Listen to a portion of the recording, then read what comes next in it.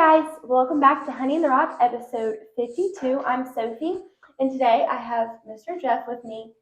So his wife and my mom are best friends, so he's kind of like my Uncle Jeff. And then Kara was on an episode a couple months ago, so you just look up Kara Harrelson, she's on there. And her episode was really good too. And now I have Jeff coming on to share some of his story, what led him to write his book, Grace Has Been Granted.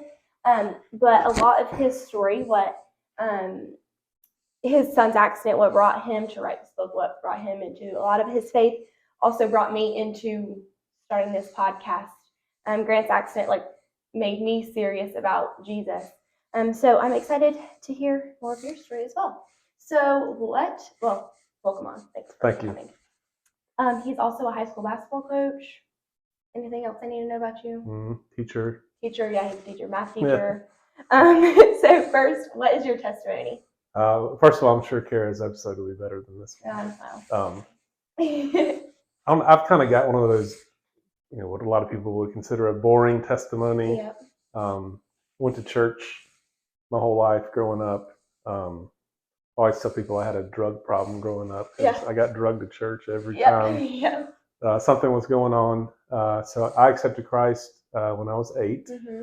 I got baptized, and ever since then I've been attending church and trying to work on my own faith and try to be a better Christian, better person, and to share that with people who need to hear it. Yep, that's so good. I feel like my testimony and a lot of other people's testimony tends to look like that, and the importance of your testimony, your story of Jesus still matters, even though it doesn't look like a radical, you were in jail and then got out of jail and met Jesus. It's nothing super crazy, but it still is important there. Okay, so my first question for you is, how were you able to turn your grief into growing the kingdom?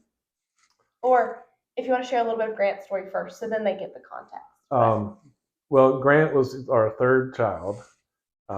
He was 16 at the time, and it's funny how things you remember and don't remember as time goes by. But right. I can vividly in my mind remember that night when we found out he had been in an accident, and just the whole. It was really about a day and a half, 36 hours that we were in the hospital with him, and just all the different things that happened in those moments. And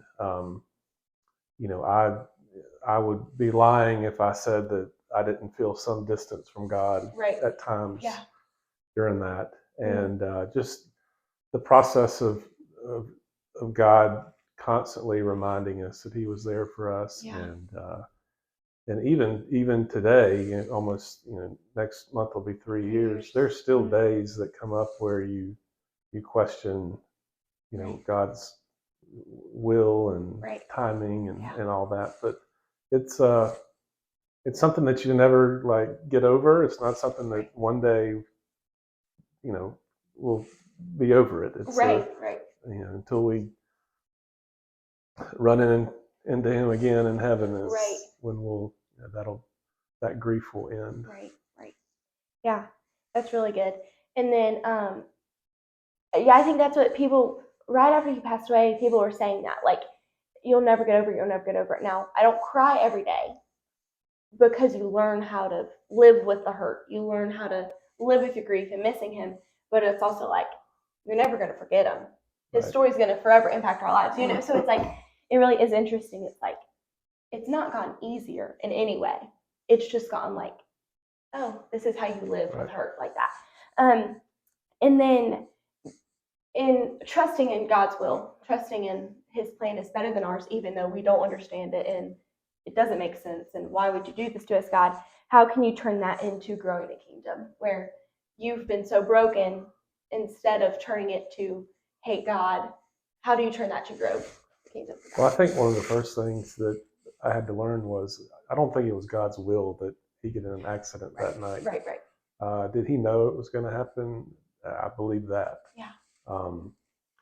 So a lot of people talk about, God's will, and a lot of people tie that to a job or a spouse or, something going on in their lives. And I've just come to learn that basically God's will is just being obedient. That's good.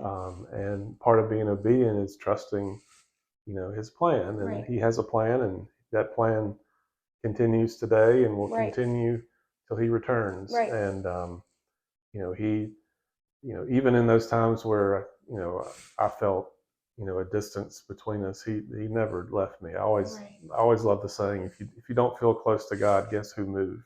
Right. Yeah. He was always there. It was just, me and my earthly human doubts and questions. And I think he can deal with that too. I mean, he's a big God, and the things we go through, he can handle. He can handle us asking why, and he can handle us, having anger and bitterness, and but we need to give that to him and not, let that just eat us alive inside. That's really good.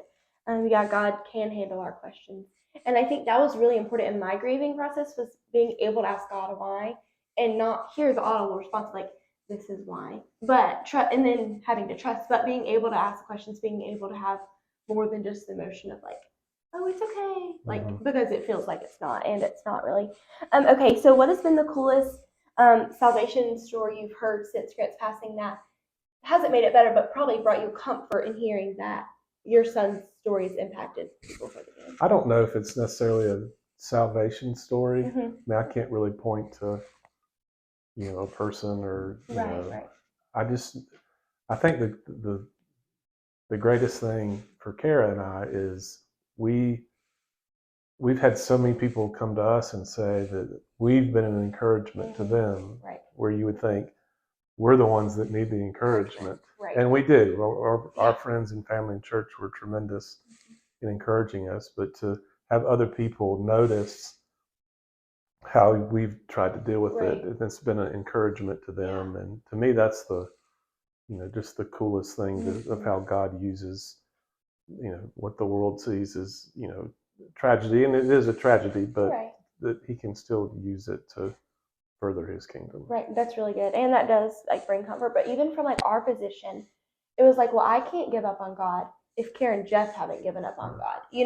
It's like, why do I have the place to be like, God, if you guys haven't? And so even for me, it was such an encouragement. That's what I kept telling Karen for a while. It's like, I don't understand how you're doing it, but you're doing it, so I'm going to try to do it. And it's not that your walk with Jesus has been perfect afterwards, or like you said, you haven't questioned God or doubted him, but how you stood firm in your faith, stood firm in who Jesus is in the midst of the storm. So that's really encouraging. Well, I'll say too, one thing we did say in the hospital is, trying to tell God, this would be so great if Grant would just get out of here and walk out hospital to all those people in front of the hospital, and you would get such glory, from healing him. And then he kind of, for me, it was like, well, who am I to tell God what he needs? Right. Yeah. And that was really humbling to me. And, just to, again, it goes back to just trusting him. Yeah. I remember thinking that too. It was like, God, they're already worshiping you in the storm. This is going to be a huge deal. Yeah. Like, seeing Grant walk out of there, people are going to believe in you. Your name's going to be so known. But once again, that was like in our head, that was what we thought was best. And who am I to think my plan is better than God's plan? And I think our fear too was, if there's somebody out there who maybe not a believer and then sees that, well, God didn't heal Grant, even though we know God healed Grant. Yeah. Physically, he didn't heal him here on earth. Right. That maybe that would push them away from God, or we can't trust God. And I don't remember who it was, but somebody had told Kara, said, that's not on you. That's on God. God will handle all that. You just have to be faithful. And see how he answered our prayers in a bigger way. Like, he answered it by healing Grant completely. Right. Like, fully, not just in a small way for him to keep surviving here on earth. And then also the miracles, it probably brought you guys a lot of comfort of like Grant's organs that were being able to donated. That probably brought comfort too, because someone else's prayers were answered because of your Grant. So it was like, maybe your prayer that you were thinking you were praying wasn't answered. The miracle we were praying for. Right, wasn't, but somebody else. Somebody else. Yeah. So that's so cool. Okay, so what was that encouraged you to see God use, what was that encouraging to see God use the hardest thing for his name's sake? So how is it encouraging to see God use the worst thing that could happen here on earth to grow his kingdom? Just that he's so much more powerful than I think we tend to give him credit for. And, you know, where we feel like we lose our strength, that his strength is only beginning. And to take what, you know, the world would see as just one of the worst things ever, and use that in a positive way. It's just, it was encouraging to us and continues to be. Yeah, I think actually this morning in my quiet time I read Romans 8:18. It says, "For I consider the sufferings of this present time are not worth comparing to the glory that will be revealed to us." And I think that was made so clearly known for me in Grant's accident of like, the suffering that we're facing here is so hard. And this is not the only thing that's going to be hard in our life. Something else is going to be hard. But like the sufferings that we feel now are not even going to compare to the goodness of heaven and just being in awe of being with Jesus forever. So I have to like hold on to that verse. And this is hard, and I'm going to go through something else that's hard, and it's just going to keep coming. But I just have to hold on because heaven is going to be so great that I'm going to not even remember all these hard things. I'm just going to be rejoicing in heaven with Jesus and the people I love. So how did writing Grace Has Been Granted impact your walk with Jesus? Which if you're watching, here it is. I'll link it. It's so good. So what was the first what was the behind the scenes of how you started writing it, why you wrote it, and then how has that impacted you? Well, it's crazy how the whole thing came about. I'm not a writer. I teach math. I don't teach English. So writing and reading are not my forte. But I remember sitting down and putting something on Facebook, just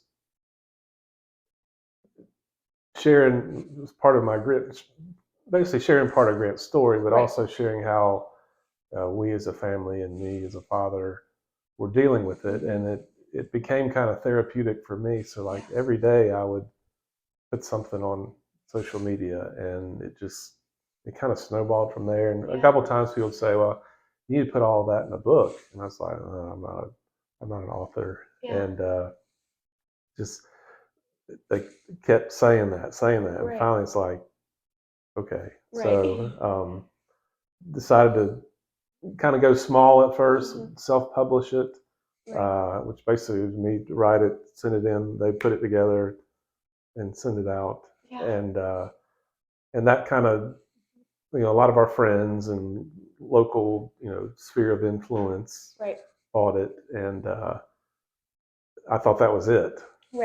And then it's like God kept saying, well, maybe there's more we could do with this. And so I decided, just on a whim, I would talk to somebody at work whose husband had written a book and had sent it to Trilogy Publishing out in California, which is a worldwide publishing company. And I was like, well, I'll send it in if they want it, great. If not, and I mean, it's like immediately the next day they're like, we would like to publish it. And so it was edited 4 or 5 times. We were able to put some pictures in there. Kara was able to write a foreword in it. And our prayer is that it reaches the people it needs to reach, wherever that may be in the world. And, I don't know a lot about how it's sold and all that. But, if it helps one person, then it was worth doing it. Even seeing like this new copy of it with the pictures in it is so sweet, because it's like, I knew what Grant looked like. The people around here knew what Grant looked like. But to see the face with the story and then hear from Kara too, like it was so good. So I'll make sure I link that so you guys can read it as well if you haven't yet. But it really is so good. And to see like God is going to equip you for what you need. And so it's like, you're a math teacher, you're not a English teacher, but God equipped you with what you needed in that moment to be able to do something to grow his kingdom, even if it is just a one-person thing, which I assume it's much more than that. And just knowing, someone walked up to me probably 2 weeks ago at church and said, I think she might have won it at my Honey in the Rock night. I don't really remember. But she said, I just got around to reading that book that you said. and it has changed my life.